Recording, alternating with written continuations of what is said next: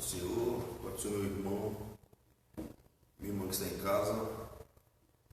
Mais um domingo, né? Que nós estamos aqui para aprender mais sobre as lições da Escola Bíblica Dominical. Esse domingo, lição 8, tema fidelidade no casamento. E vamos estar louvando o nome da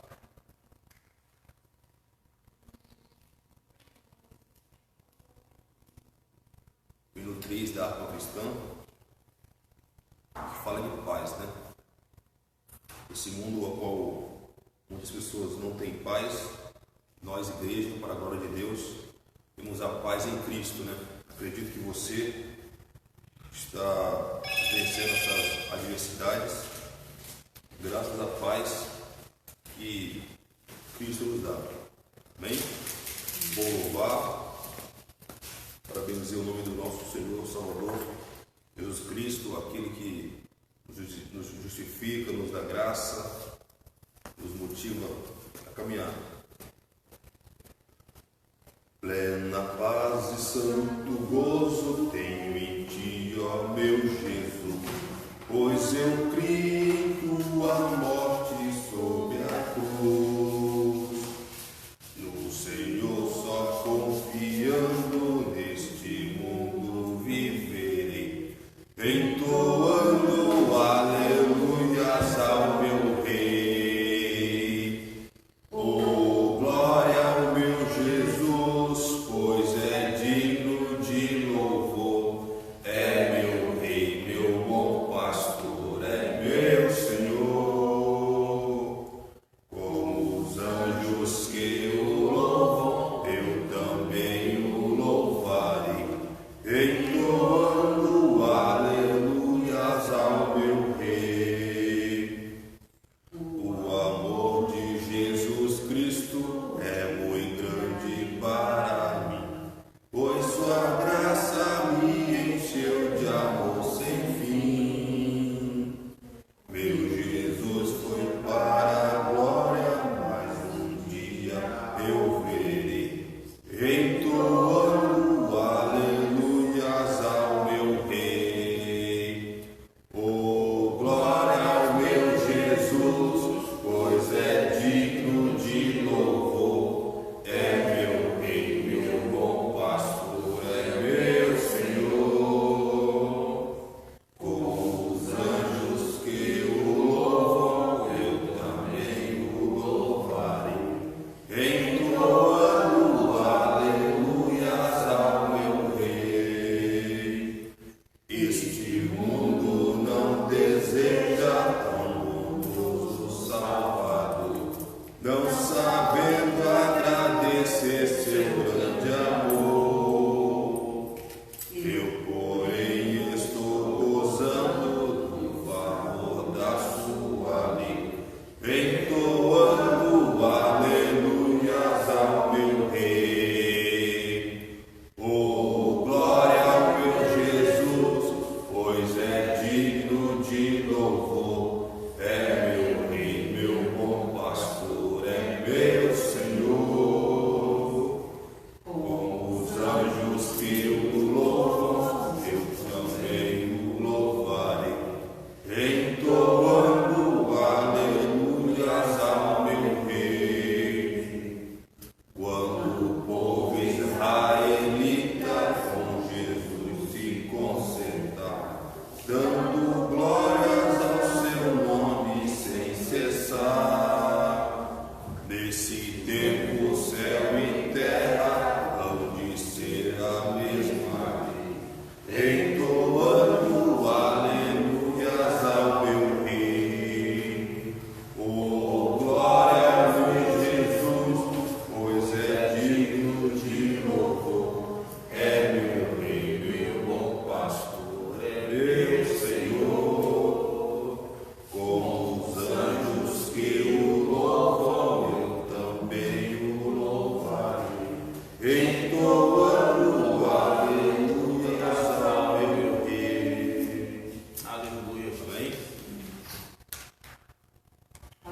já fazer a leitura da palavra oficial, entendeu? 9 horas.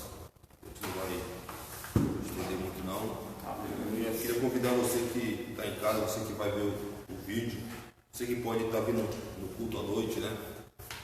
Não está no grupo de risco, né? Venha cooperar conosco, está fazendo falta, tá bom? A igreja do Senhor está sentindo muita falta. Texto base, 2 Samuel, capítulo 11, versículo 2 ao 9. Texto básico. Eu leio o versículo e os irmãos lêem somente. E aconteceu a hora da tarde, que Davi se levantou do seu leito e andava passeando no terraço da casa real, e viu no terraço a uma mulher que se estava lavando, e era esta mulher muito formosa à vista. E enviou Davi e perguntou por aquela mulher, e disseram: porventura não és a Betseba, filha de Eliam, e mulher de Urias, Beteu? Então enviou Davi mensageiros e a mandou trazer. E entrando ela a ele, se deitou com ela, e já ela se tinha purificado da sua imundície. Então voltou ela para sua casa. E a mulher concebeu, e enviou, e fez saber a Davi, e disse: Beijada estou. Então enviou Davi a Joabe, dizendo: envia-me Urias, o heteu. E Joabe enviou Urias a Davi.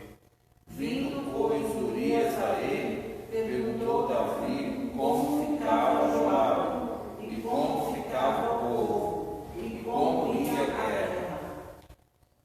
Depois disse Davi a Urias: desce a tua casa e lava os teus pés.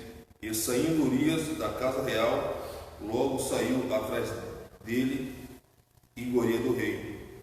Porém, Urias se deitou à porta da casa real, com todos os servos do seu senhor, e não desceu à sua casa. Texto áureo. Não adulterarás. Êxodo, capítulo 20, versículo 14.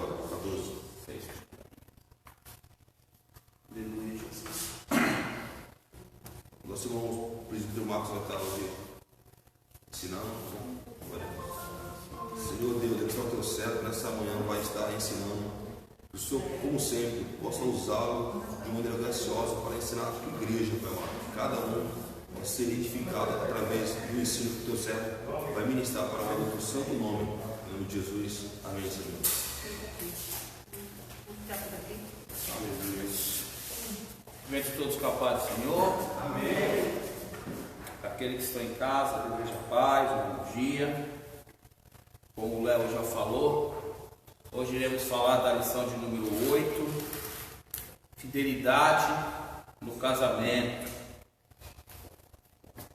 Uma lição muito diária nas nossas vidas. Uma lição muito vivida. Várias pessoas, muito vividas por todos nós. Na palavra introdutória, ele já fala que a segunda parte do decálogo, essa segunda parte, ela já começa com o casamento, depois vão vir os outros propósitos. O 8º, 10º, ele cuida da integridade do próximo. O 9º mandamento e a dignidade. Conserva a dignidade da pessoa humana. Mas hoje iremos falar do não adulterais. E aqui observamos que todos esses mandamentos, eles visam a preservação da família.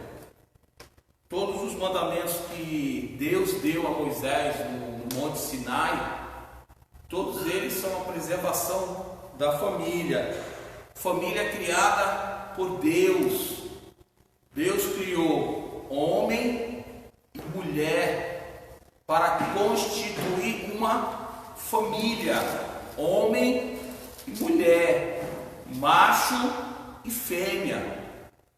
Essa foi a criação divina. Isso é uma constituição de uma família. Homem e mulher, criado por Deus. Nesse sétimo mandamento, na sua abrangência, inibe as ilicitudes sexuais, o que inclui como toda iniciativa sexual fora dos padrões pré-estabelecidos por Deus. De acordo com a Bíblia, a sexualidade tem propósito de atender à união, novamente, do homem com a mulher.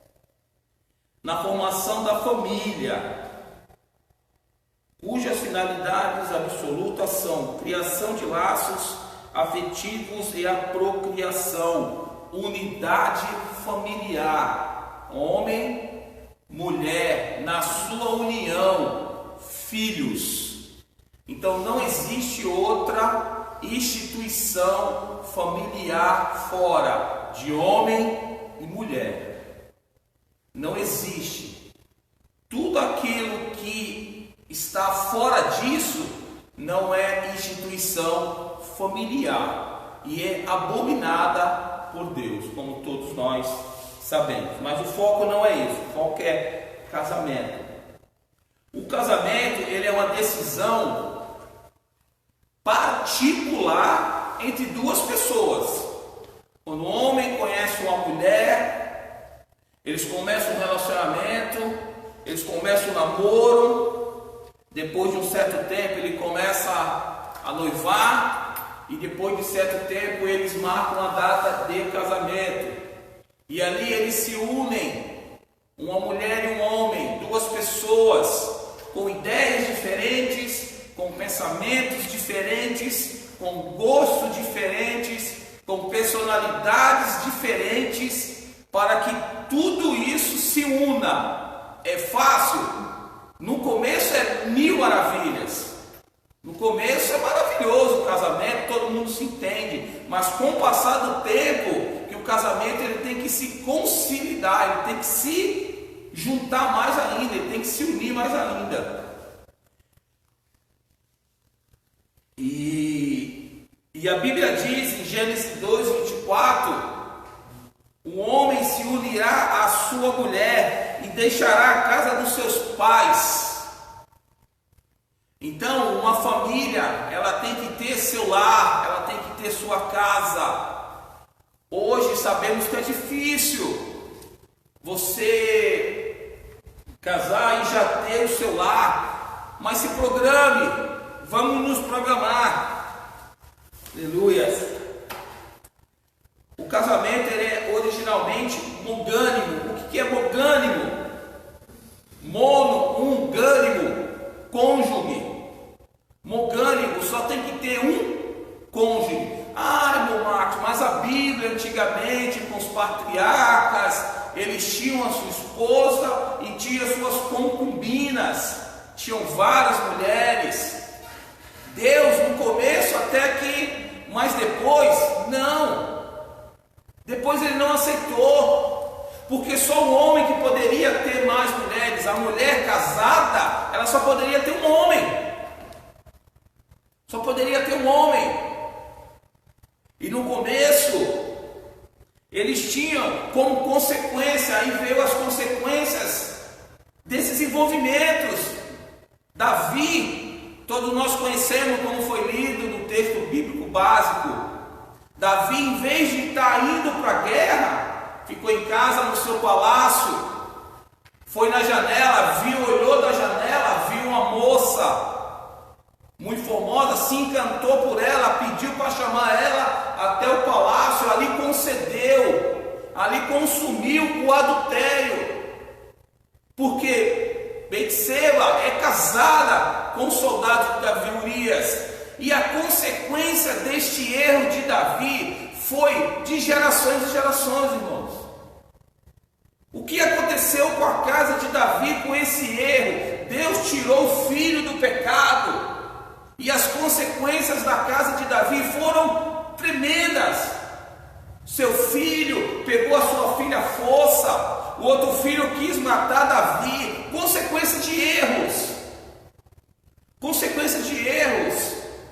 Então, o adultério, a falta de confiança no casamento, ele traz consequências alarmantes, ele traz consequências graves.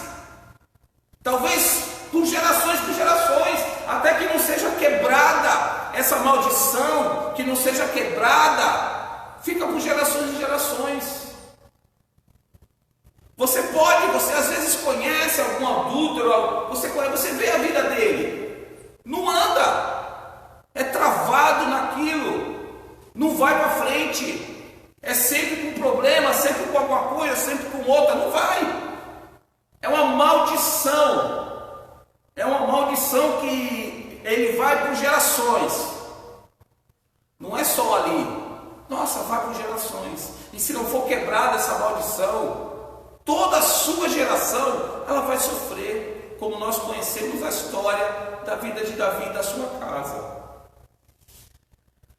O casamento, antigamente não tinha um documento legalizado, não tinha uma legislação, não tinha um documento legalizado.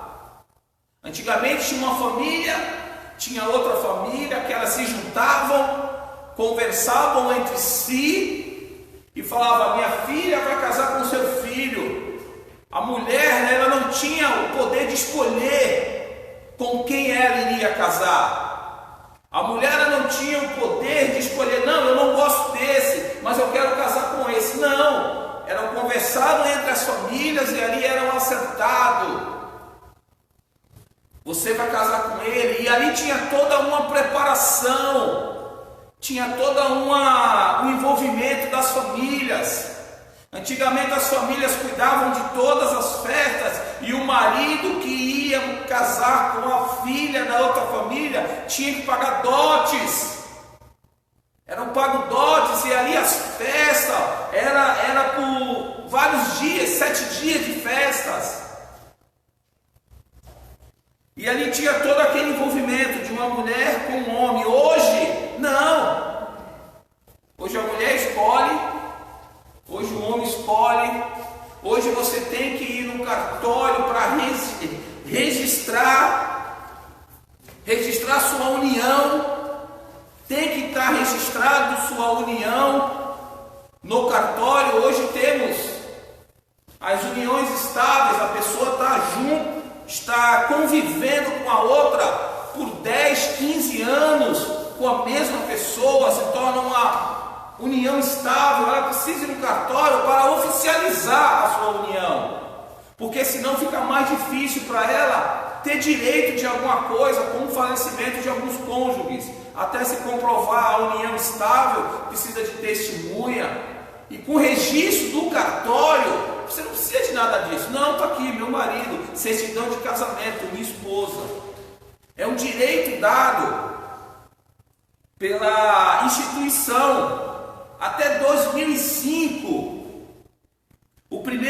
até 2005, o casamento ele não podia ter adultério, era crime.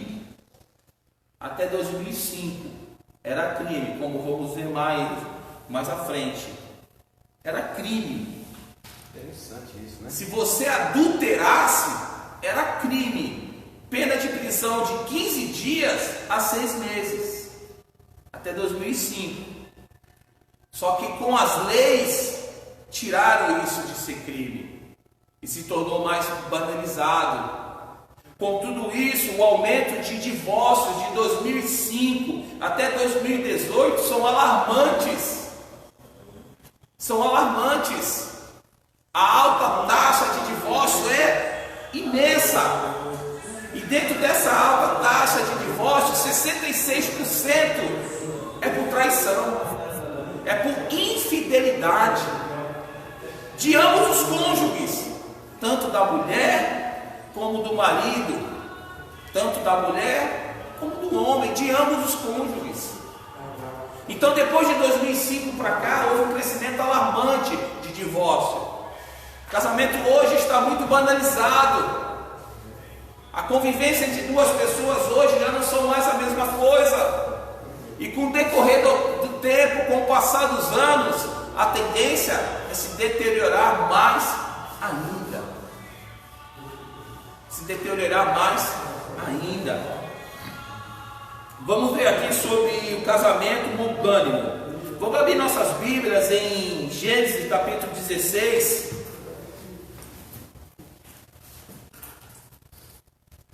Gênesis capítulo 16, versículo 1 e 2.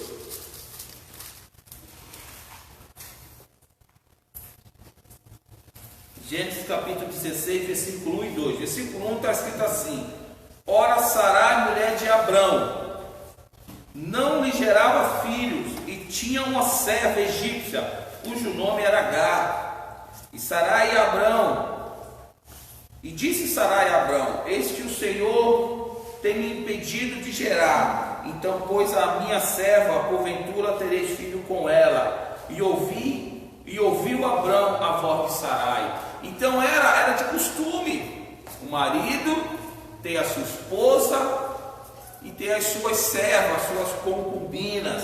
Outra passagem que também fala disso é 2 Samuel.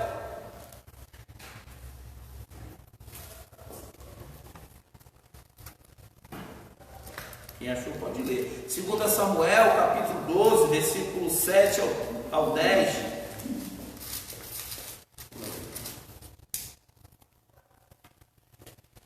Então disse Natã a Davi: Tu és este homem, assim diz o Senhor, Deus de Israel: Eu te ungi rei sobre Israel, e te livrei das mãos de Saul, e te dei a casa de teu senhor, e as mulheres de teu senhor em teu seio, e também te dei a casa de Israel e de Judá. E se isto é pouco, mais te acrescentaria tais e tais coisas.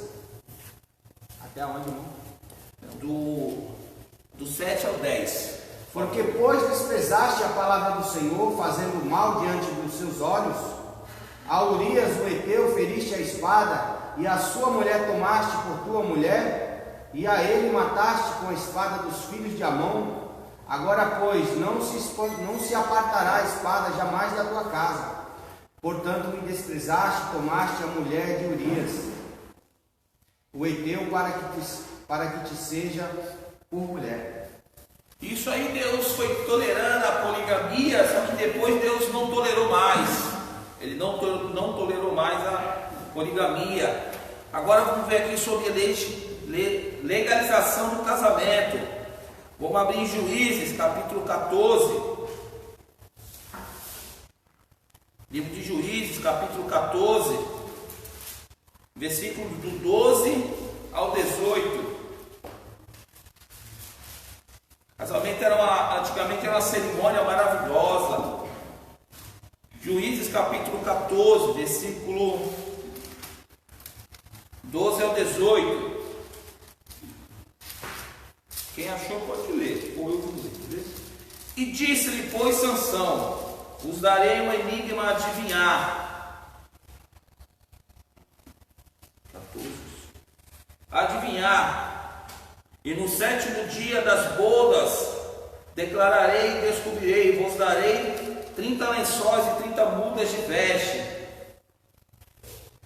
E não puderes declarar, vós me darás a mim 30 lençóis e 30 mudas de vestes. E eles lhe disseram: dá-nos teu enigma a adivinhar, para que ouçamos. Então ali Sansão lhe disse: do que comedor saiu comida, e a doçura saiu forte. Em 3 dias não puderam declarar o enigma. E sucedeu que no 7º dia disseram a mulher de Sansão: persuade ao teu marido e nos declare o enigma, para que porventura não nos queimes. E isso aqui mostra que o casamento era uma cerimônia de 7 dias de festas. Durante 7 dias eram festas, como tem em João 2 também, Jesus numa boda de Canaã. Ali durante 7 dias, as famílias, o marido e a esposa eram felizes. Ali eles se uniam no seu amor, e ali eles faziam festa durante 7 dias.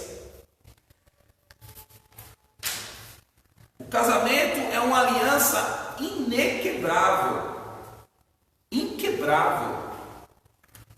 Se é inquebrável, não tem que ter um rompimento.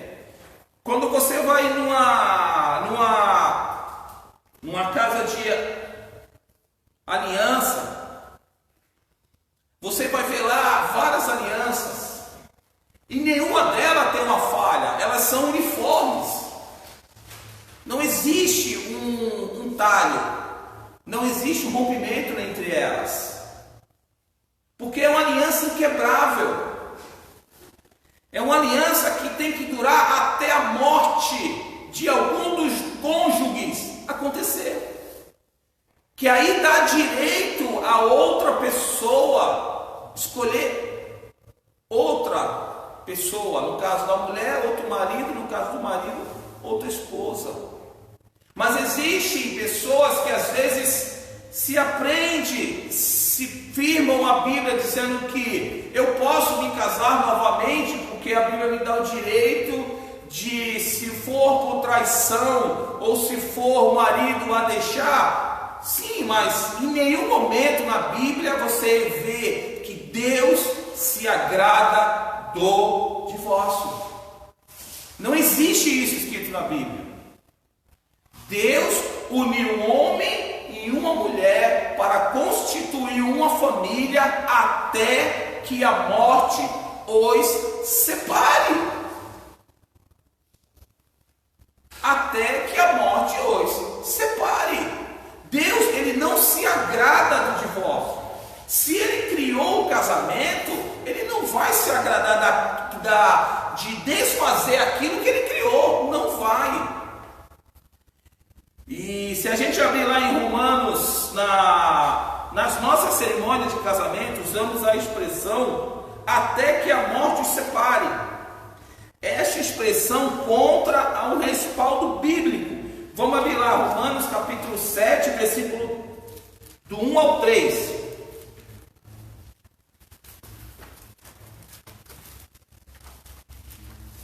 Romanos capítulo 7, versículo do 1 ao 3. Quem achou pode ler. Fique à vontade.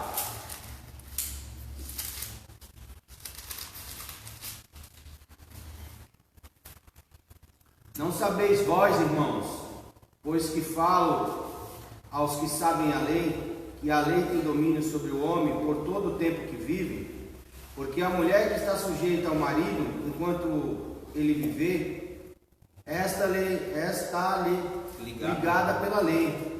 Mas o morto, o marido, está livre da lei do marido. De sorte que vivendo o marido será chamado adúltera, se for do outro marido. Mas morto o marido, livre está da lei, e assim não será adúltera, se for do outro marido.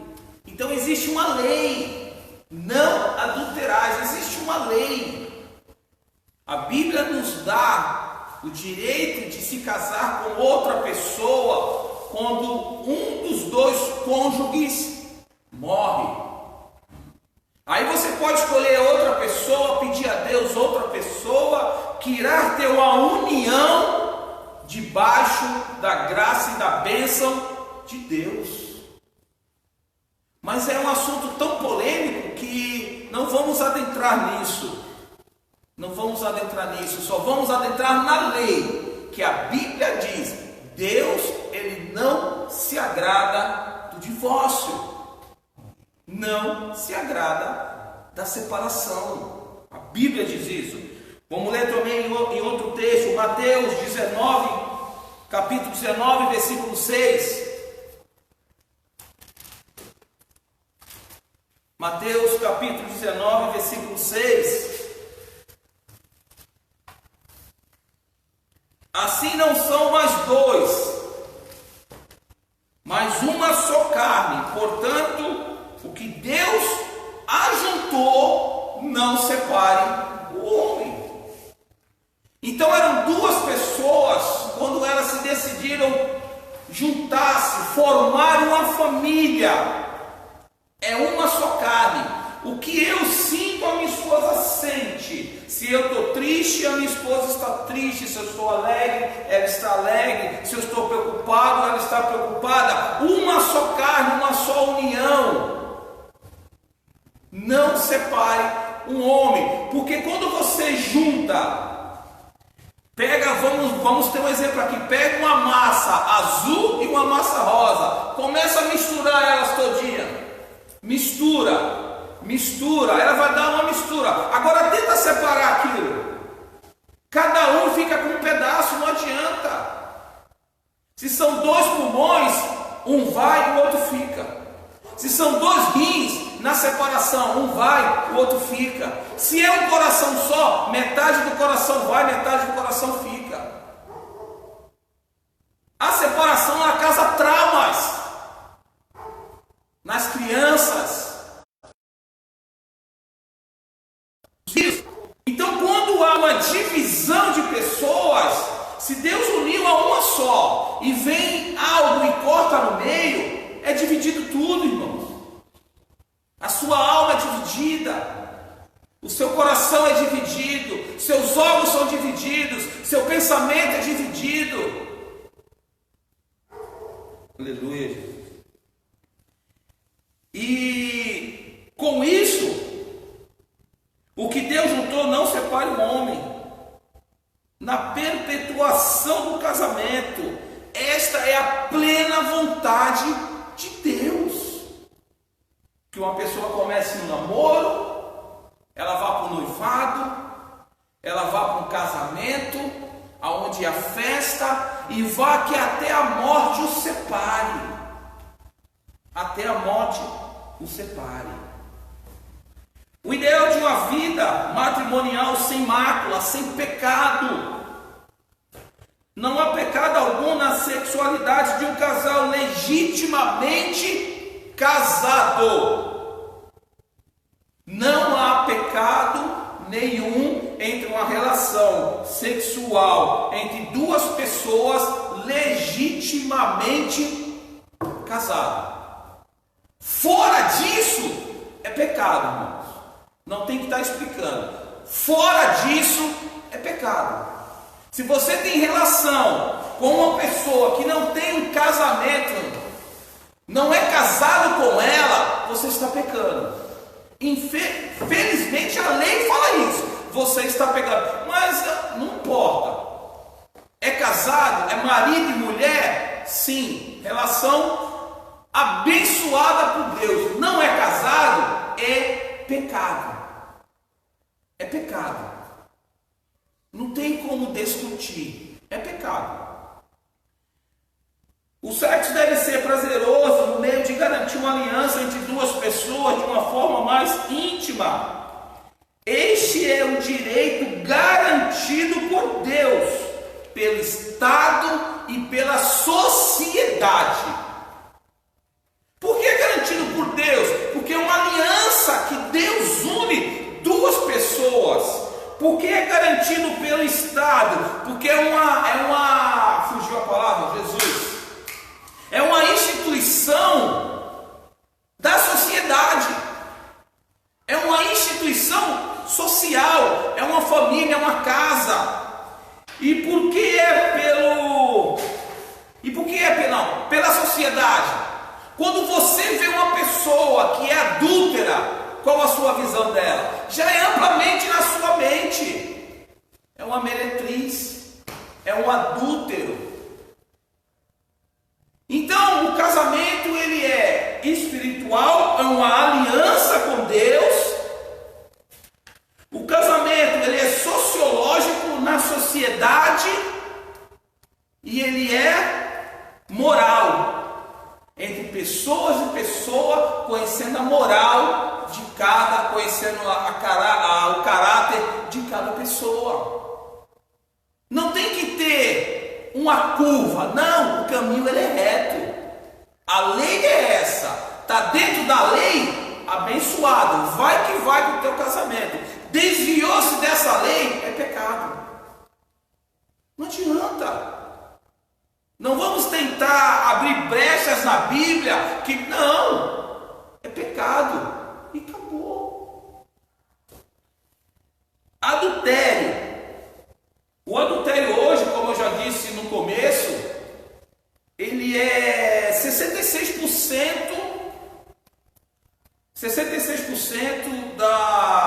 dos divórcios no Brasil, de ambos os sexos, mulher ou homem, 66%. E o adultério não é só aquele adultério que você pega uma moça que é casada ou não tem, que é casada e vai cometer um ato errado com ela. O adultério, ele pode ser virtual. O adultério, ele pode ser mental. O adultério, ele pode ser factual. Eu posso estar casado, mas eu não traio minha mulher com nenhuma mulher casada por aí. Mas quando ela dorme, eu acordo, vou para o meu celular, vou para a pornografia, vou ver vídeos eróticos. Isso é um adultério também. Você está adulterando a sua esposa. Você está trazendo maldição para dentro da sua casa. É um adultério virtual. Você não precisa, nesse caso, consumar o fato de pegar outra mulher casada e se relacionar com ela fora da sua esposa. Não. O adultério virtual é você ter a sua esposa, mas eu não tenho ninguém lá fora. Ninguém te conhece lá fora como adúltero. Mas quando sua esposa dorme, ou quando você está sozinho, você pega o seu celular na cama e vai entrar nos sites pornográficos. Adultério. Adultério mental. Mas como pode ter adultério mental? Tem. Você está casado com a sua esposa, mas você tem uma relação com ela pensando em outra pessoa. E vice-versa, né? E vice-versa. Quando eu falo casamento, foi como o pastor falou, é homem e mulher. Não é só homem, é homem e mulher. Às vezes a mulher pode estar tendo relação com o seu marido, pensando naquele galã, pensando em qualquer outro. Adultério mental. Você só tem que pensar no seu marido. Você tem que viver por seu marido. Você tem que se dedicar por seu marido. O marido tem que pensar na sua mulher. Tem que se dedicar para a sua mulher. Tem que viver para a sua mulher. A mente dele ou dela tem que estar exclusivamente na união que Deus fez. Um homem e a mulher. E o adultério factual é aquele que é consumido. É aquele que um homem e uma mulher são casados, um homem pega outra mulher que não seja casada e tem uma relação, a mulher pega outro homem que não seja casado e tem uma relação. O factual, o consumado. Mas para tudo isso acontecer, irmãos, primeiro cai aqui, ó. Primeiro cai aqui no coração. A Bíblia diz que o olhar não é pecar, mas o desejar é pecado. O desejar já pecou. Desejou, já pecou. Achar o André maravilhoso, lindo, ó, que galão André, bonito, um homem bonito, não é pecado. O pecado é o meu pensamento que já vai se fazer relacionado a ele. Isso que é o pecar, é o que está aqui, ó. Porque primeiro vem aqui, para depois você praticar. E o que tem dentro do teu coração? Só Deus conhece.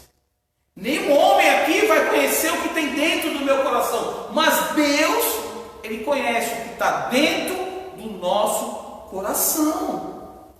Ele conhece. Aleluia, Jesus. O termo adultério consiste na violação de regras, violação de lei. Qual a lei? Não adulterás. A lei do 6º mandamento, não adulterás. Uma regra, em falsidade, em infidelidade conjugal. O 7º mandamento trata do adultério como infidelidade conjugal. Infidelidade, quebra de confiança. O adultério é uma prática sexual ilegítima, envolvendo ao mesmo uma pessoa casada, talvez seja o um pecado que acompanha o homem ao longo da história. Ao longo da história, o pecado acompanha o homem. Porque ele tanto ocorrerá no fato de apenas da mente de uma pessoa. Jesus ampliou esse entendimento acerca do sétimo mandamento. Mateus capítulo 5, versículo 28. Vamos lá. Quem achou pode ler. Em nome de Jesus, por favor. Para a gente ganharmos tempo. Mateus capítulo 5, versículo 28. Aleluia. Está escrito assim: eu, porém, vos digo que qualquer que atentar numa mulher a cobiçar, já em seu coração cometeu adultério. Só de pensar, você já adulterou. Mas eu não consumi. Mas pensou, está na mente, desceu para o coração, já pecou. Já pecou. O adultério é o maior responsável pela destruição de lares e pela infidelidade de filhos, e é o causador de muitas mortes geradas por ciúmes. E na verdade, traição é mais uma ferrenha. A traição mais ferrenda do amor é a quebra de lealdade e um assinto contra a fidelidade e a honra. Vamos abrir duas passagens. Um procura em Provérbios capítulo 2, versículo 17, e outro Mateus capítulo 2, versículo 14.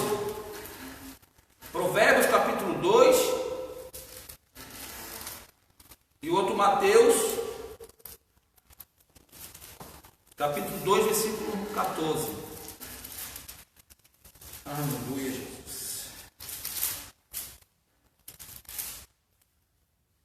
Quem achou Provérbios 2, 17? Pode ler, por favor.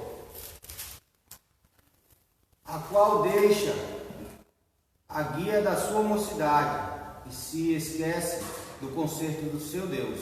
Malaquias, capítulo 2, versículo 14, não é Mateus, é Malaquias. Capítulo 2, versículo 14.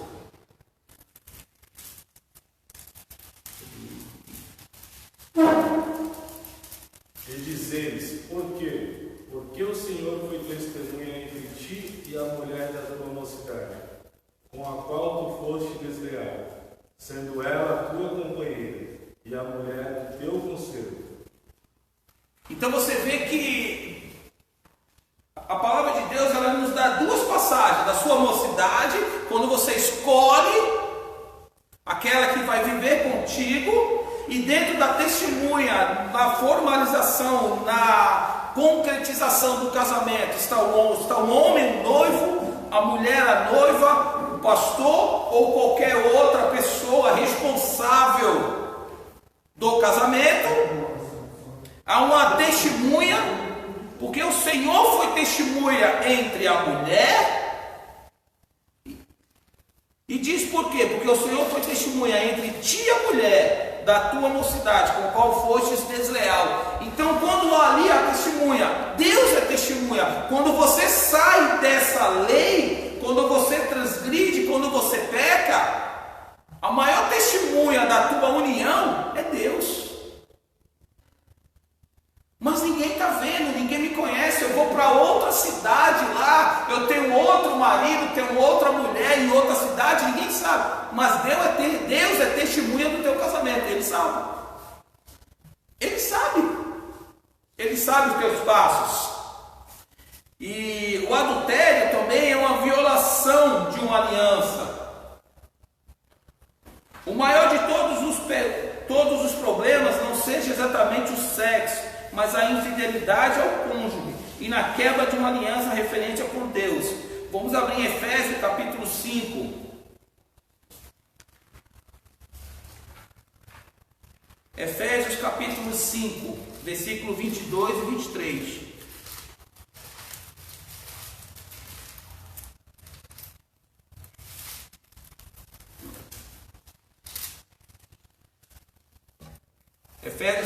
5, versículo 22 e 23. Vós, mulheres, sujeitai-vos ao vosso marido, como ao Senhor, porque o marido é a cabeça da mulher, como também Cristo é a cabeça da igreja, sendo ele próprio o salvador do corpo. O apóstolo Paulo trata um paralelo entre as relações Cristo, igreja, marido e mulher. A união de Cristo e sua noiva, igreja, manifesta os segredos de uma aliança firme, próspera entre o esposo e a noiva. Como Cristo trata a sua igreja, que é a sua noiva, o marido tem que tratar a sua mulher.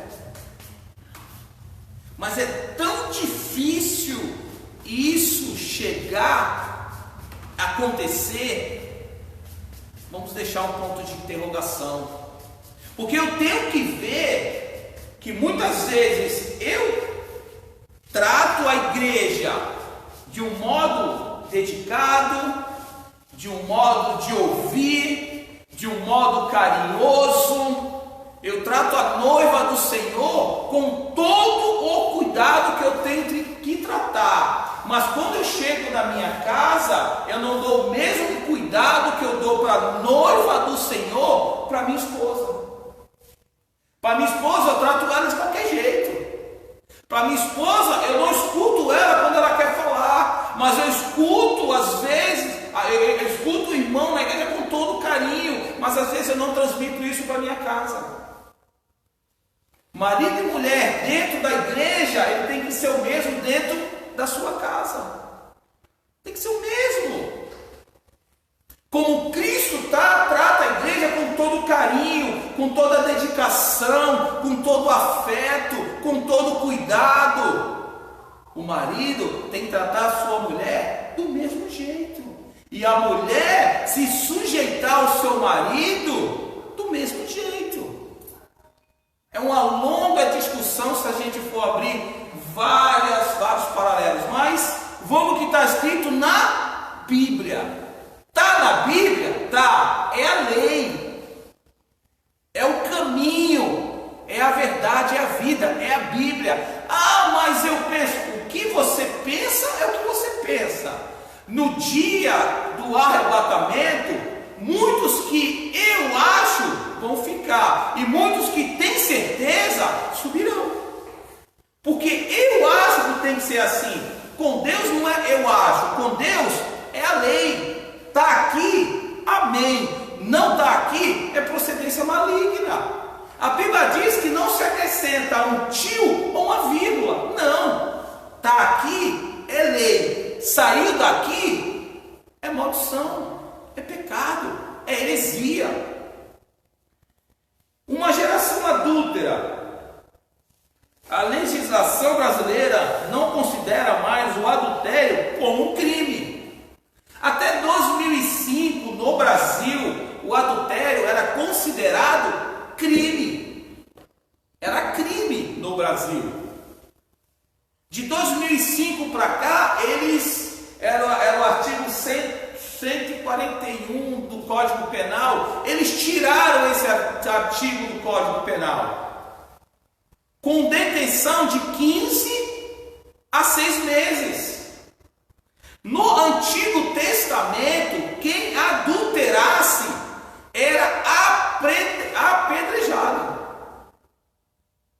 Se você é casado, no Antigo Testamento diz, se você casou, adulterou, você era apedrejado.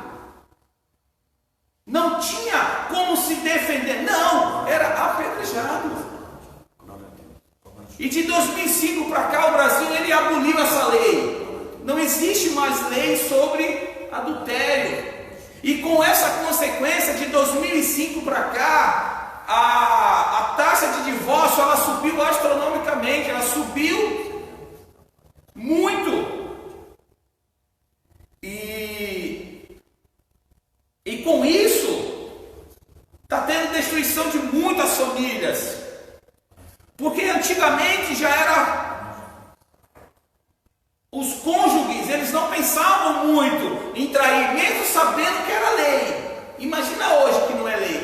Hoje eu posso trair, não é lei, não vai acontecer nada comigo, não vou ser julgado por isso.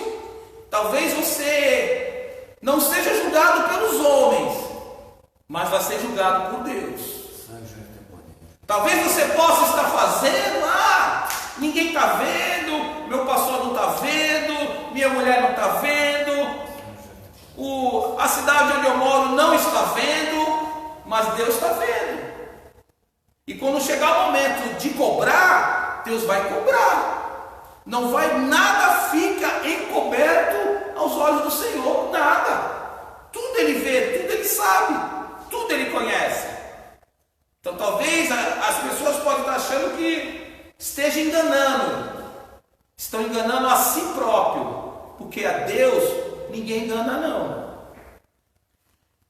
E aqui, Jesus protestava contra o adultério. Vamos abrir lá, Mateus capítulo 12, versículo 39. Mateus capítulo 12, versículo 39. Aleluia, Jesus.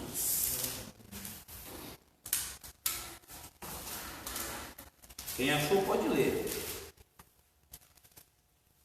Mas ele respondeu e disse: uma geração má e adúltera pede um sinal, porém não lhe será dado outro sinal, senão do profeta Jonas. Vamos abrir também Marcos capítulo 8, versículo 38.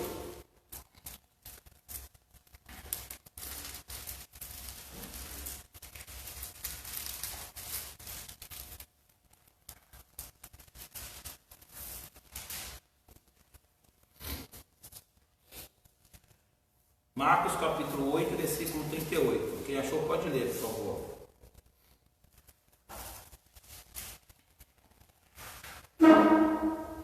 Porquanto qualquer que entre nesta geração adultera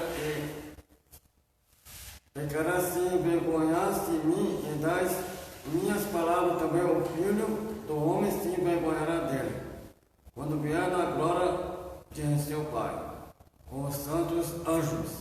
Olha o que a Bíblia diz: portanto, qualquer que entre esta geração adúltera e pecadora se envergonhar de mim e das minhas palavras, também o Filho do Homem se envergonhará dele, quando vier a glória do seu Pai com os santos. Então, muitas vezes, essa geração de hoje, vamos colocar essa geração de hoje, quantas pessoas a gente não conhece por aí? Quantas pessoas a gente não sabe por aí? Não vamos estar olhando a vida de ninguém, não, mas a gente conhece. Talvez essas pessoas elas possam estar se camuflando de alguma maneira, de algum modo, mas quando chegar aquele dia, tudo isso vai ser descoberto, não adianta, tudo vai ser revelado, tudo, nada fica encoberto aos olhos do Senhor. E há inúmeros fatores de que se levam uma pessoa a quebrar o sétimo mandamento. Relação entre um casal para sofrer um esfriamento por falta de atenção, excesso de trabalho, descuido com o corpo e falta de diálogo, por exemplo. Um casamento também pode estar indo bem e mesmo assim sofrer contra a infidelidade de um dos cônjuges. Além dos estímulos sexuais produzidos pela grande mídia, as redes sociais se tornaram um perigoso veículo de comunicação pelo qual as pessoas muitas vezes trocam mensagens sedutoras que podem culminar fatalmente com o adultério. Uma convivência entre duas pessoas é tão séria, tão harmoniosa que tem que ter, que a gente precisa ter cuidado com tudo isso. Tudo isso. Muitas vezes eu estava estava trabalhando com home office, então eu recebia mensagem de várias pessoas. Eu postava meu telefone no Facebook, então você fica exposto a várias pessoas. E todas elas, quando me enviavam áudios, eu colocava sempre no viva voz, para minha mulher sentada no sofá, está ouvindo. Já para que não venha soar no ouvidinho e criar aquela dúvida. Porque o inimigo das nossas almas, ele é especialista em colocar ponto de interrogação na nossa mente. Com quem ele está conversando? O que ele está conversando? E toda vez vinha um áudio, viva voz. Viva voz. Porque nós já passamos por uma situação de separação, mas para a honra e glória de Deus, Deus restaurou.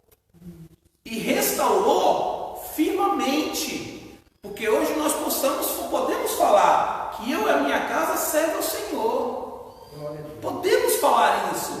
Passamos por essa experiência de desunião, de separação. É doloroso de ambas as partes? Sim. Mas Deus, Ele é um Deus somente de restauração. Por isso que eu acredito que Deus pode e vai restaurar casamentos destruídos. Eu creio nisso, porque eu sou prova viva disso. Se você conhece pessoas que Deus restaurou, mudou ambas as pessoas e uniu de novo, por que não acreditar no que está escrito aqui? Por que não acreditar que Deus restaura? Eu acredito, creio e vivi isso. Vivi isso. O adultério como figura espiritual. Deus mostrou algumas vezes como o marido traído pela nação eleita, como Oséias. Deus pega Oséias, fala para Oséias pegar Gomer, uma prostituta, uma meretriz, e casasse com ela. Deus estava revelando no modo espiritual Oséias como Deus, Gomer como Israel e Judá, o jeito que aquela nação estava perante o Senhor, traindo o Senhor. E se Deus voltar, aquele que estiver como Gomer vai ficar, porque está traindo o Senhor, está traindo uma aliança, está quebrando uma aliança. Vamos acelerar aqui para mim terminar. 3. Outras implicações do pecado de adultério. Traz consigo a mentira. Vou falar uma coisa aqui, talvez você possa, na sua mente, na sua casa, você pode duvidar. Quem mente é capaz de trair. Quem mente é capaz de trair. Porque o adultério, ela traz consigo a mentira. A mentira é um pecado aliado a todos os demais tipos de pecado. E tem a sua origem no diabo. João 8,44. O pecado do adultério tenta cobrir-se um manto de mentira, até onde puder. E através dela que as pessoas enganam umas às outras, a fim de tirar algum proveito. Além disso, é um escárnio à honra alheia. Descamba em divórcio. Dados estatísticos apontam que o adultério, na maioria dos casos, resulta em divórcio, o que é traumático para todos os envolvidos. A Bíblia diz que Deus odeia o divórcio. Vamos abrir Malaquias 2,16. Malaquias 2,16. Deus odeia o divórcio.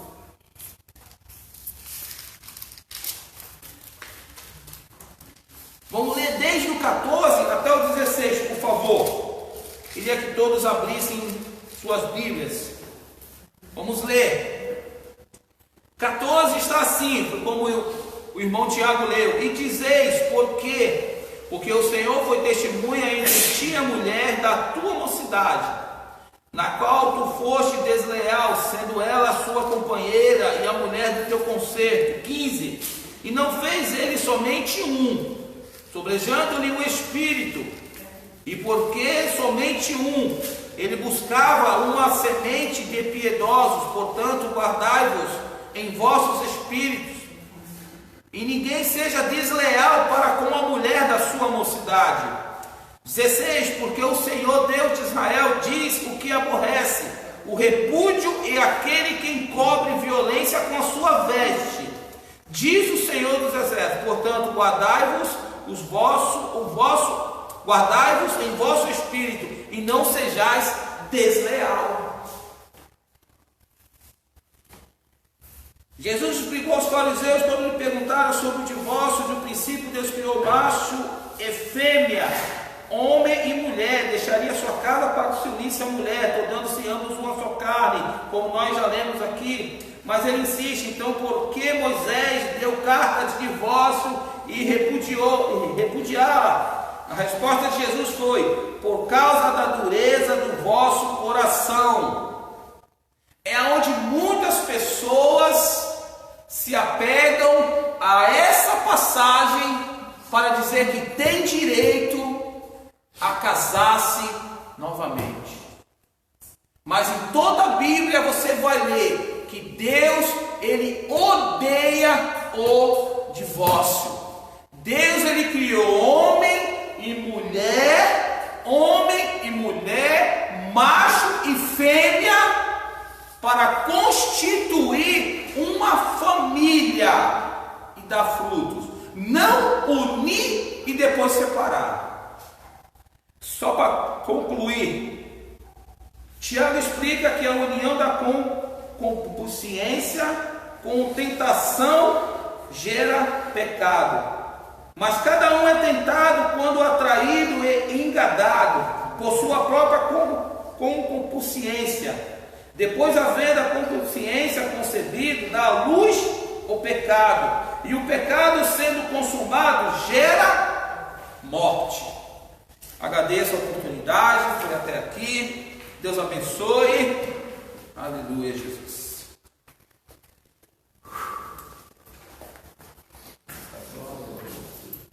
Pai do Senhor, graças a Deus, mais uma ótima aula, né? E para você bem direto na conclusão, embora a aula foi bastante clara, né? Então, os principais pontos, né? Tiago explica que a união da concupiscência com a tentação gera o pecado, mas cada um é tentado quando atraído e engodado pela sua própria concupiscência. Deus, havendo concebido, do pecado, e o pecado sendo consumado gera a morte. Quer dizer, todos nós podemos passar pela situação de ser tentado, porque a Bíblia ela sempre vai nos ensinar que a salvação está sempre na palavra. Se nós seguirmos a palavra, guardar no nosso coração, praticar, buscar refúgio nela, a gente não vamos tropeçar, não vamos cair. Toda pessoa que cai, toda pessoa que erra, é porque ele não busca na palavra a solução. Quando nós chegamos aqui nessa terra, seremos sujeitos às tentações. Só que o cristão, ele tem que ter a sua vontade submissa à palavra. Então você pode ser tentado? Pode. Só que a palavra tem a solução para você não pecar, para você não errar. Quando você coloca todo tipo de tentação, pensamento seu na palavra, quando você entende que o que tem que valer na sua vida é o que a Bíblia ensina e não o que aquele momento faz você pensar, você sai vitorioso. Agora, quando você abre mão do que a Bíblia ensina, de princípio, de ensinamento, e você quer deixar o momento falar mais alto, o que você acha que é certo para aquele momento, é onde você está indo em direção ao abismo. Então, todo mundo, numa situação de tentação na sua vida, nós somos orientados a ir para a palavra. A palavra ela vai nos sarar, vai nos limpar, vai nos fortalecer. O processo é a palavra. Então, situações, todo mundo está sujeito, né? Porém, tem a Bíblia que é o que nos sara, tá bom? Agradeço a todos que vieram, né? Mais uma lição. Você que está em casa, que é do grupo de risco, eu gosto sempre de enfatizar. Você que está em casa, que é do grupo de risco, a sua ausência aqui ela é mais do que justificável. Agora você que não está no grupo de risco, né? Hoje à noite tem culto às 6h30, a igreja está te esperando, você faz falta.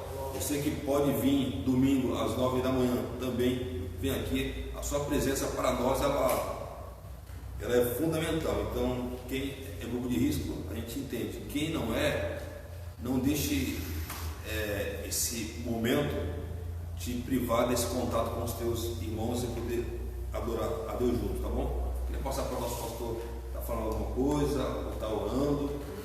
Vamos orar? Então, vamos orar.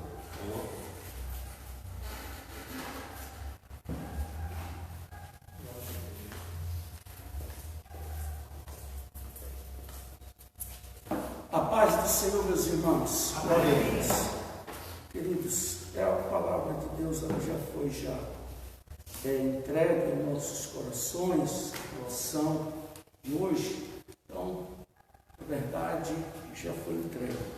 Tá bom? Agora nós vamos orar, até porque eu preciso orar, né? No horário da minha oração, das 10 às 11, eu estou orando, mas vamos estar orando agradecendo a Deus por essa escola bíblica dominical que Deus nos concedeu nesse dia. Cada um de nós devemos refletir a respeito do casamento. O que é um casamento, né? Isso que nós aprendemos é uma aliança e só a morte ela tem direito de separar, mas ninguém. E Deus nunca permitiu em nossas vidas nem o divórcio e nem tampouco o adultério. Essas coisas são pecado diante de Deus, e isso o homem ele vai pagar um alto preço se ele não confessar e deixar ele pecar, e não confessar e deixar, né? Mas aqueles que erram também Deus deu o direito de arrependimento, senão nenhuma carne se salvaria. Imagina se a misericórdia de Deus não estivesse estendida sobre nós, meus irmãos. Seria do homem, né? Seria do homem. Porque a gente peca contra Deus por palavra, por obras e por pensamento. Mas aí vem a misericórdia de Deus. A palavra de Deus nos ensina, se nós fielmente obedecer, observar, não ser ouvinte esquecido, estar aqui ouvindo, sair daqui, fazer tudo errado, então, mas se nós guardar essas palavras dentro do nosso coração e viver ela, pôr ela em prática, com certeza, as bênçãos de Deus vai fluir em nossas vidas. Muitas das vezes nós cristãos erramos porque não somos ouvintes praticantes, somos ouvintes esquecidos, que ouve-se a palavra de Deus, mas não guarda ela, não cumpre ela.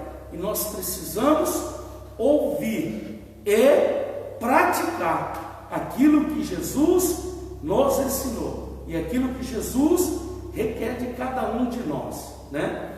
Então, nós vimos aqui, ainda que as leis hoje, né, não é mais pecado para a lei, não é crime, não é pecado para a lei. Só que o casamento não foi instituído pela lei, do homem não. Foi Deus que instituiu o casamento. E depois que veio a lei do homem para legalizar, para que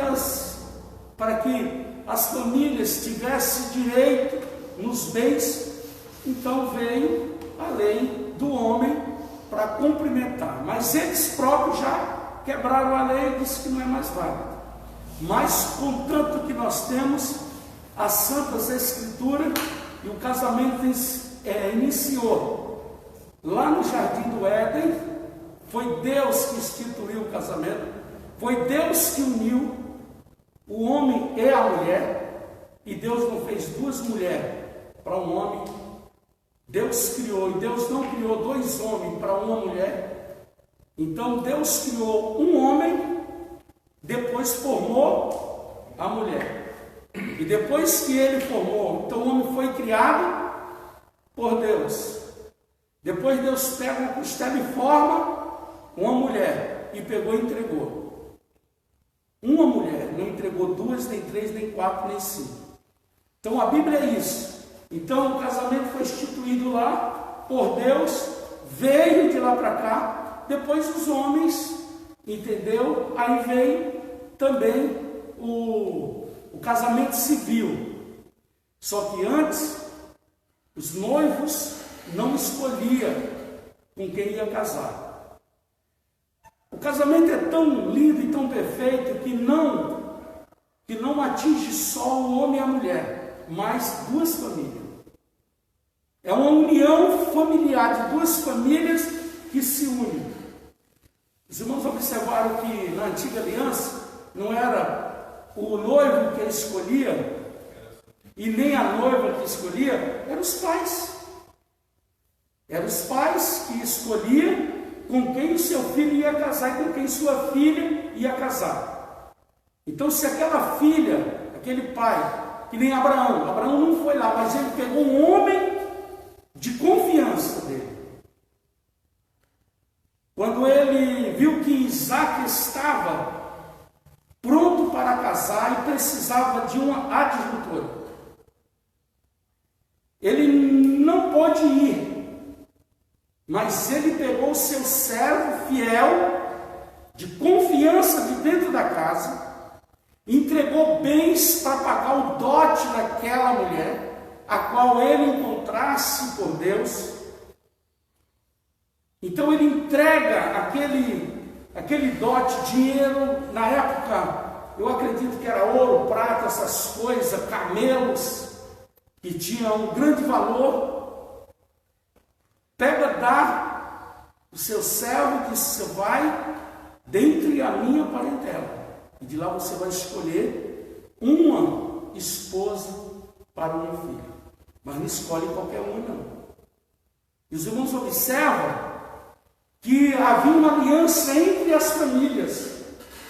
Hoje, então, é uma coisa que vem saindo fora, mas está dentro dessa linha do casamento, que hoje está falando do divórcio, da traição. E o divórcio, na maioria das vezes, ela só acontece pela infidelidade de um dos cônjuges, seja, ainda que não cheguem os fatos concretizados, mas começa na mente, começa no pensamento, desce o coração, esfria-se dentro do lar, e aí diz que o casamento está desgastado, porque já estão imaginando outras coisas, e daí não dá mais certo e vai-se embora. Então, é nesse sentido que essa lição está nos ensinando. Mas, na minha linha de raciocínio que eu estava falando, então o casamento é algo tão perfeito, tão maravilhoso, que Deus, quando Israel, e hoje a igreja também, quando Israel, ele rompia a aliança com Deus, Deus se sentia como um marido traído. A mesma dor que um marido traído, ele sentia, Deus sente até hoje, a dor de uma traição, quando nós, cristãos, rompemos a aliança com Ele e negamos a nossa fé diante do pecado, diante de Satanás, que é o adversário da igreja. Como o diabo não conseguiu tocar na pessoa de Jesus, o diabo não conseguiu. Pastor, mas Jesus não foi morto? Jesus se entregou para aquilo, Jesus veio para isso. Já estava decidido. Então o diabo nunca teve poder sobre Jesus. Tudo que aconteceu, Deus disse: pode fazer, eu estou permitindo. Vocês vão fazer com minha permissão. Até porque quando ele morreu no terceiro dia, ele ressuscitou. Então, como o diabo não pode vencer Jesus e nunca vai vencer, então ele se voltou para quem? Para aquele para quem Deus tem uma aliança, que somos nós somos noiva do Cordeiro. E quando nós quebramos esta aliança, rompemos, quando nós erramos, pecamos, seja adulterando, seja mentindo, seja falando coisas que não convêm, seja negando Jesus diante dos amigos, você quebra de aliança. Sabe, quando você está lá no meio de amigos, aí a pessoa, você é crente? Não sou, rapaz, eu vou na igreja. Isso é negar a sua fé, é trair aquele a quem nos ama. Mas quando nós testificamos, aonde quer que for, e guardamos a palavra de Deus na prática, aí Deus tem prazer em nós. Então, meus irmãos, o casamento é tão lindo, né? Voltando aqui, o casamento é tão perfeito, tanto é que há um paralelo. Jesus ama tanto o casamento, e o casamento é tão determinado por Deus, e Deus não abre mão disso, que ele pegou e comparou o casamento com a igreja e a união com ele. E quando Abraão, ele manda o seu servo Eliezer, ele ia atrás de uma noiva, buscar, encontrar, procurar, mas ele não podia trazer qualquer uma, porque era o filho dele, ele não podia escolher. Mas Eliezer estava com a grande responsabilidade de encontrar uma noiva para o filho de Abraão, do seu Senhor. E essa noiva não podia ser qualquer uma.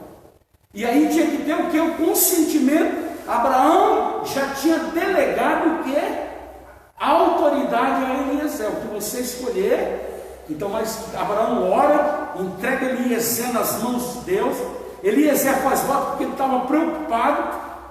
O que eu vou fazer agora se Deus não estiver no meu caminho? Para Deus me mostrar quem é. Porque ele não podia escolher a pessoa errada. Porque senão ia quebrar uma aliança que aquelas famílias estavam fazendo. Ele ia magoar o coração de quem? Do filho de Abraão, de Isaac, o homem da promessa, o filho da promessa.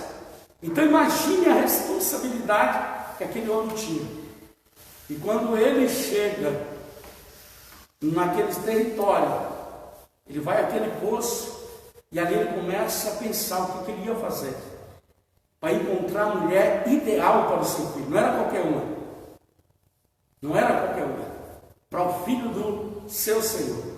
E ali ele está pensando, aí ele faz um voto ao Senhor. Ele sabia que aquele poço era onde as donzelas desciam para tirar água.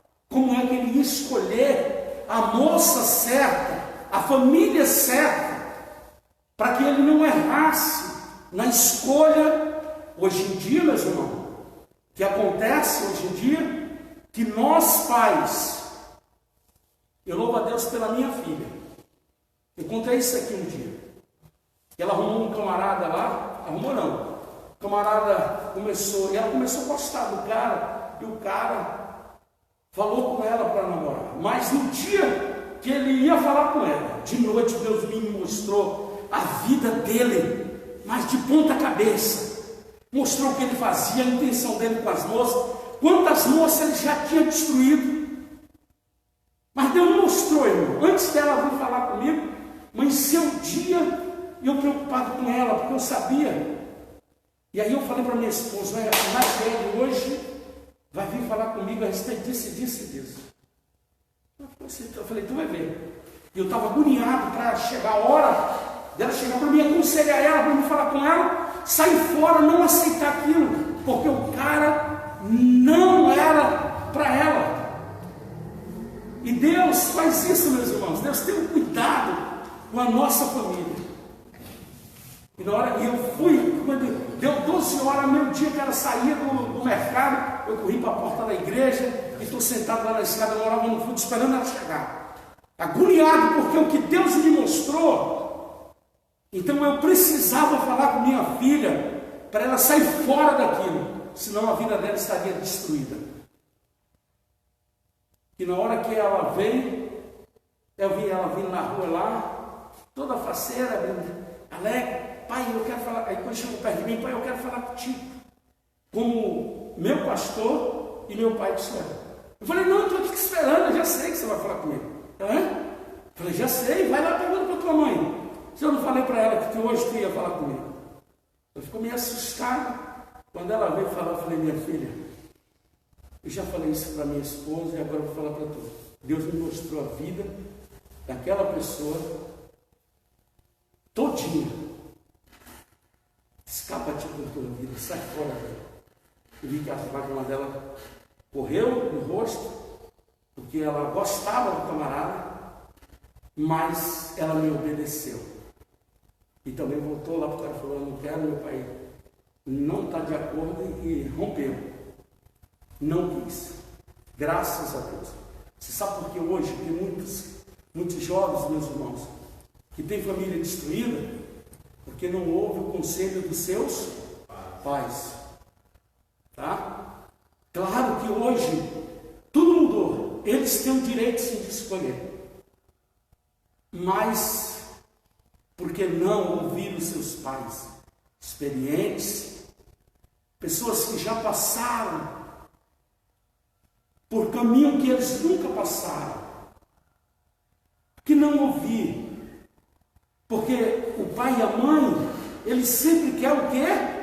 O melhor para os seus filhos.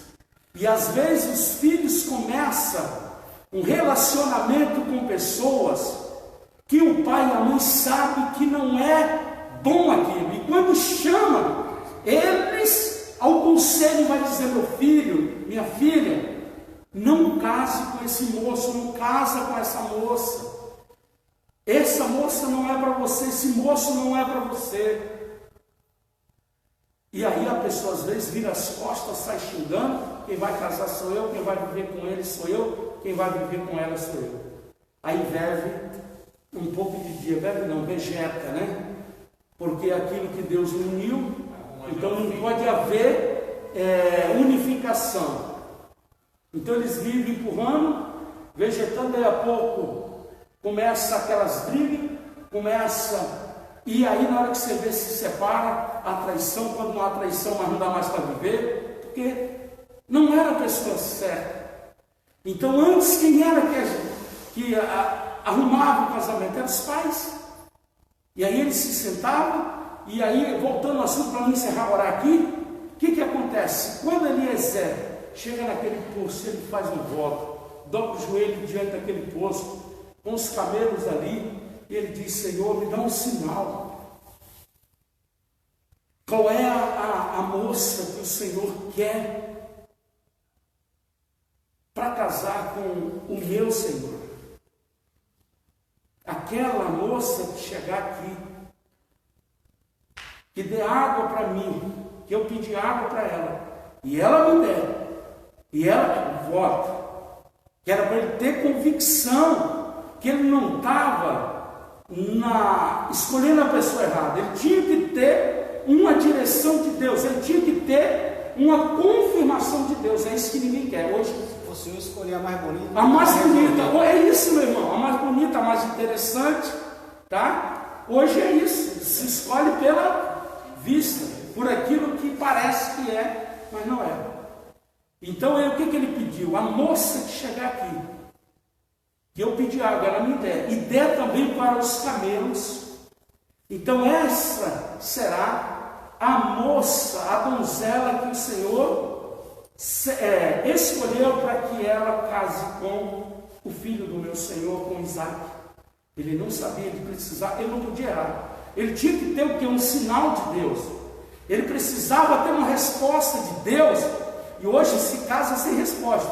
Ainda ontem a minha esposa, foi ontem, minha esposa estava conversando com meus filhos e falando a respeito de casamento, e é Deus que prepara. Deus não, mas é a gente que escolhe. Não, quem escolhe é Deus. Não, mas como é que Deus vai falar? Deus falou comigo quando eu fui casar com seu pai. Deus me mostrou quem era a pessoa com quem eu ia casar. Ela falando para Caleb ontem. Então, mas eles, hoje, os jovens, não, hoje, isso aí é coisa do passado. Mas Deus é o mesmo.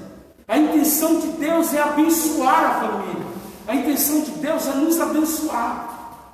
Entendeu? Então, aí quem é que desce? Rebeca. Rebeca desce e Deus separa uma menina linda, bonita, perfeita. A Bíblia diz que Rebeca era formosa, tanto quanto Isaac.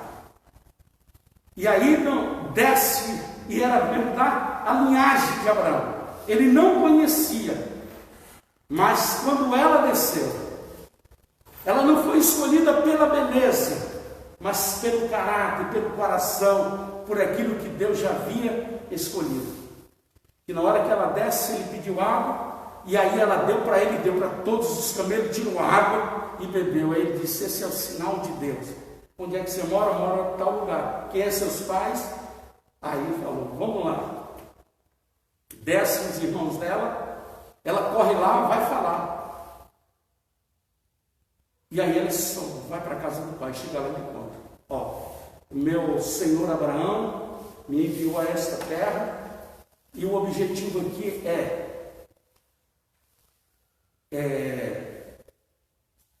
escolher uma donzela para casar com o seu filho Isaac. E eu fiz uma prova de Deus. E Rebeca, ao descer, Deus me mostra que era. E os irmãos de Rebeca, o pai, naquele momento, não teve dúvida de que era Rebeca que ia casar. E aí ele disse, aí foi onde ele pegou o dote e disse: está aqui, pagou. Quando chegou o dia, e aí os pais, irmãos, pai de Rebeca, mãe de Rebeca, Abraão e Sara não estavam ali, mas eles já tinham delegado o quê? A autoridade ao seu servo, e aquele que eles escolhessem, Abraão ia assinar embaixo, porque já tinha. Mas Eliezer que tinha que escolher, aprovar, e a família de Rebeca tinha que assinar embaixo. E eles concordaram. E aí ele pega e deixa lá o dote é dote, né? Com os pais, e no dia que ele sai, aí eles despedem de Rebeca, porque Rebeca já estava desposada a casar com o filho de Abraão, com Isaac.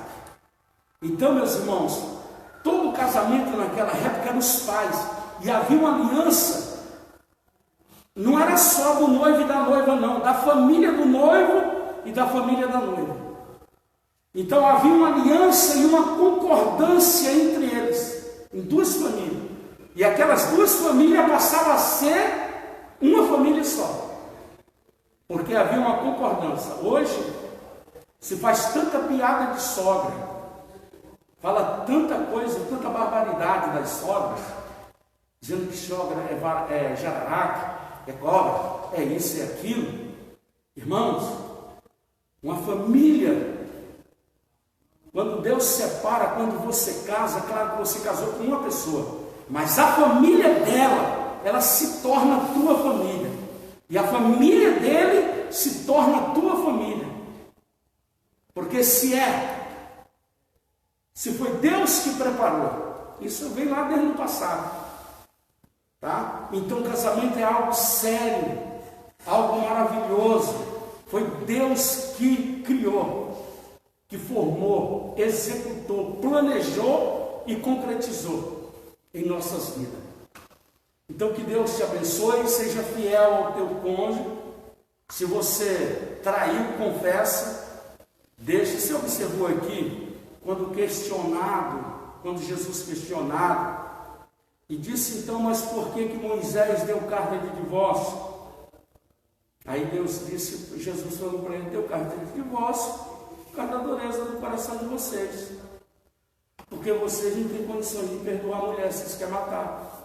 Então Moisés, para que ela não morresse, Moisés pensando na mulher, e para livrar vocês também do homicida, então Moisés encontra o que? Uma saída. Qual a saída? Para não matar a mulher, porque ela tinha que ser morta, apedrejada. Então Moisés, para poupar a vida dela, por causa da dureza do coração de vocês, que vocês não perdoam, não tem o amor dentro de vocês para perdoar o pecado do outro, ou as falhas, então Moisés permitiu que vocês dessem carta de divórcio, para que aquela mulher estivesse livre, para que ela não fosse morrer, para que ela não viesse ser morta, apedrejada. Então, foi por isso que Moisés, Jesus está dizendo, por isso que Moisés deu carta de divórcio, permitiu, mas no princípio não foi assim. Deus criou macho e fêmea, e disse, deixará o homem a sua mulher, o seu pai e a sua mãe, e uniciar a sua mulher, falando melhor. Então, quando Jesus disse, deixará o homem, porque seu pai, a casa de seu pai, e agora volta-se o quê? A unir com a sua mulher, até que a morte separe. E aquilo que Deus, não está falando, o que o cartório uniu, o que o juiz desse mundo uniu. A palavra é clara. Aqueles a quem Deus uniu, nenhum homem separa. Porque quem era que fazia os casamentos? Primeiro casamento quem fez? Deus. Daí quem era que fazia os casamentos religiosos? Quando não tinha ainda a lei. Você viu quando foi que foi instituído o casamento aqui no Brasil? Quem era que fazia? Os sacerdotes da época. No caso, os padres que uniam, e aquele casamento era válido. Nós cristãos, por que nós hoje fazemos o casamento? Porque na época, os padres não faziam casamento de crente. Religioso, ele não fazia. Tá? Por quê? Porque na época, a Igreja Católica, ela era inimiga terrivelmente da igreja. Perseguia os cristãos, a Igreja Católica. Então ele não fazia casamento de crente. Mas a palavra é, aqueles a quem o Senhor, nenhum homem o separa. Ninguém tem direito de separar. Porque a autoridade maior está nas mãos, é isso que o meu irmão falou. É Deus, Ele é a autoridade maior. Não é juiz dessa terra, não é nada.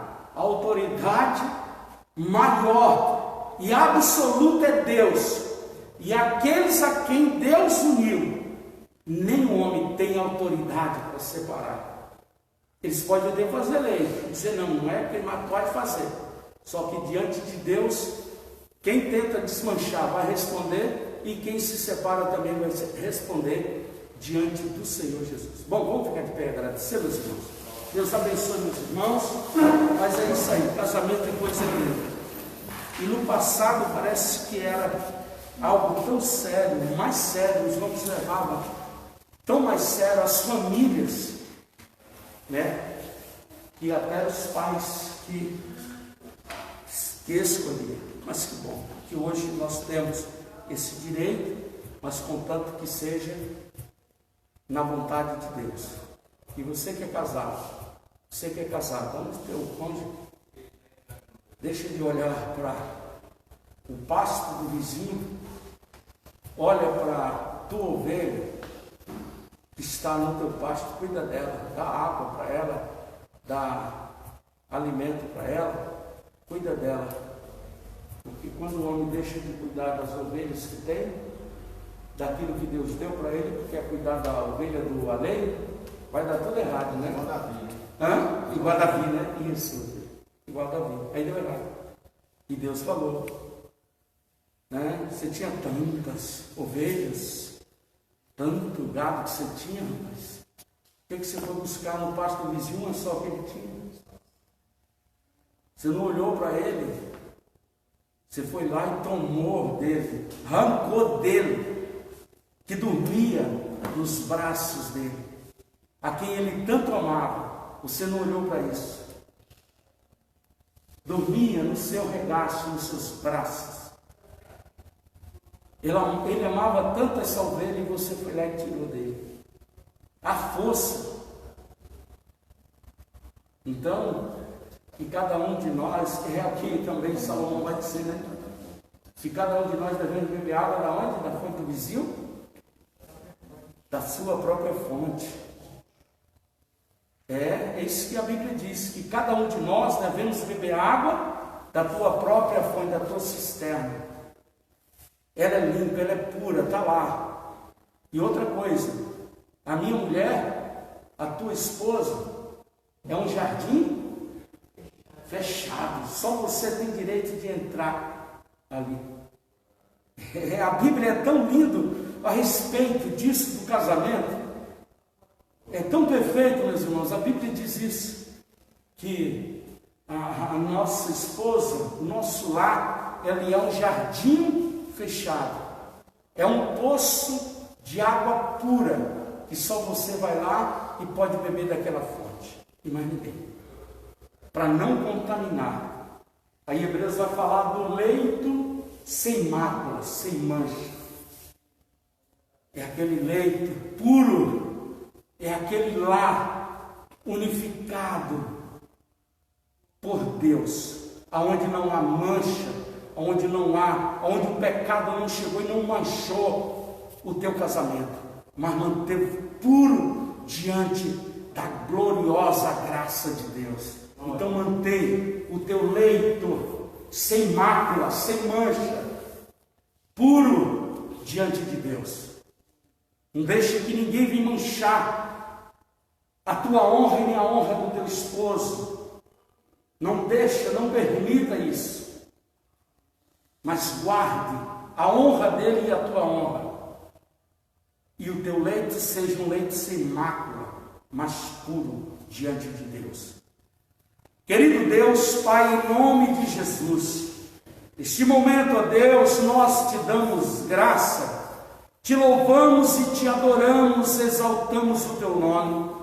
O Senhor é o Deus perfeito, maravilhoso, que está entre nós e habita em nós. Tu é o Deus que criou, meu Pai, o homem formou a mulher, e dali o Senhor forma a família. Guarda-nos, ó Deus, debaixo da tua bênção, da tua graça, da tua proteção. Abençoa cada lar, cada família, que as famílias sejam unificadas pelo sangue derramado na cruz do Calvário. Não permita que nenhum de nós venhamos romper aliança jamais, nem contigo e nem com nossos cônjuges, meu Pai. Toma-nos em tuas mãos, que não sejamos ouvintes esquecidos, mas ouvintes que praticam a tua palavra, em nome de Jesus. Obrigado por essa escola bíblica, obrigado por aqueles que aqui chegaram, outros que estão acompanhando, ó Deus querido, online. Abençoa teus filhos em cada lar, em cada família, e aqueles que pecaram, perdoa. Deus dá graça ao seu cônjuge, ao invés de apredejar, de matar, que eles tenham de Deus a graça para perdoar. Ó Deus querido, em nome de Jesus, nós oramos e te agradecemos no nome de Jesus. Amém. Deus abençoe. Vamos para a oração.